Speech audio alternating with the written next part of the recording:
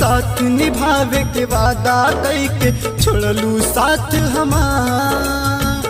इश्क में दिहालू दगा हो काहे के भैलू बेवफा हो।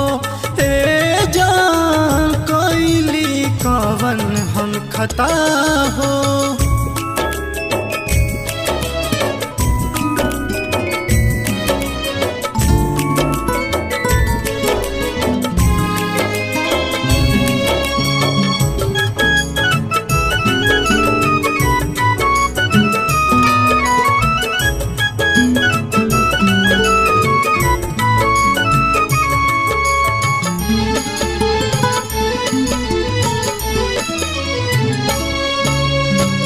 आज भी तजिया तानी तोहके याद कई के बोला का पवलू हमके बर्बाद कई के।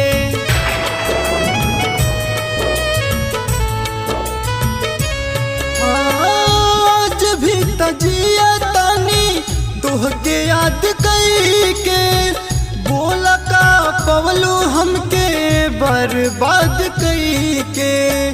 दिहलू तू हमाके सजा हो काहे के भैलू बेवफा हो। हे जान कोइली कवन हम खता हो।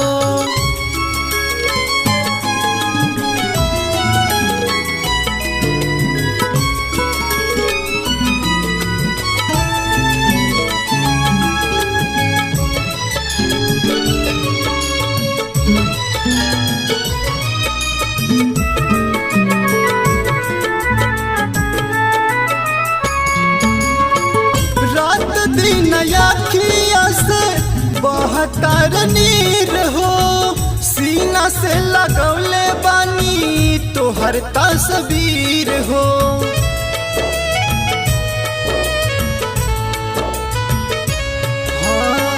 रात दिन अखिया से बहतर नीर हो सीना से लगौले बानी तोहर तस्वीर हो। भाईलू तू नीरज से खफा हो काहे के भैलू बेवफा हो। ए जान कोइली कवन हम खता हो।